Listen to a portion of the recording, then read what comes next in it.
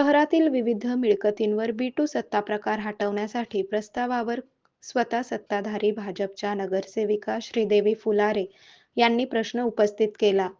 सदस्यांना उद्देशून त्या म्हणाल्या, बिटूमुळे खरेदी विक्री बंद आहे, परंतु शहरात टोलेजंग इमारती उभारल्या जात आहेत, अनधिकृत बांधकामे आहेत, यावर प्रशासन काय करत आहे? बिटू कोणासाठी आहे ते सांगा. यावरून सभागृह नेते नरेंद्र काळे व श्रीदेवी फुलारे यांच्यात वाद रंगला.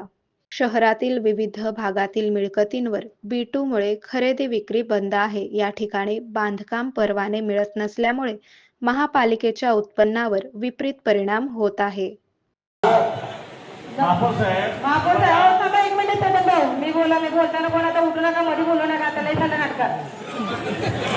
बोला महापौर साहेब, मला एक विनंती करायची की आयुक्तांनी खुलासा करावा. आपण बघतो की सोलापूर शहरामध्ये अनेक जे मोठमोठे जे बिल्डिंग आले 14 मजली म्हणा, 20 मजली म्हणा, 50 मजली अशा पद्धतीने जे वाढले ते त्याची परवानगी तुम्ही दिलेली आहे. कारण की जो विषय आहे की दादाने घेतले होते त्यावेळेस मी नसल्यामुळे माझी सही राहिली होती.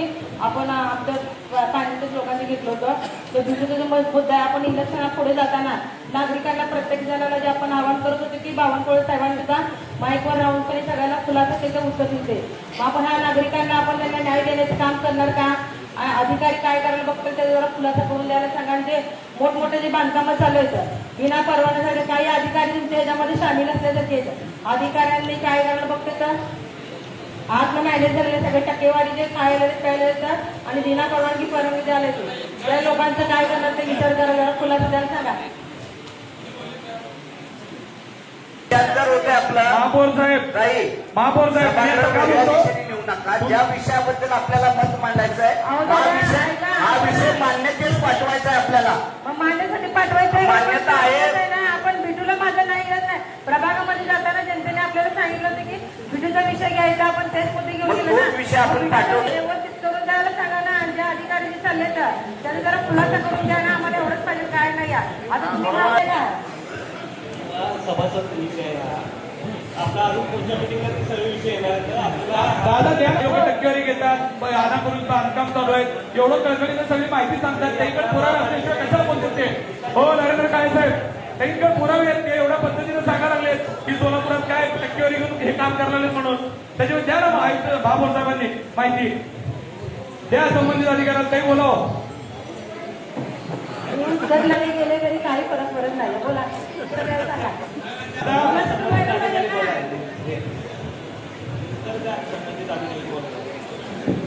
पण मॅनेजर अधिकारी व्हायला बघतात.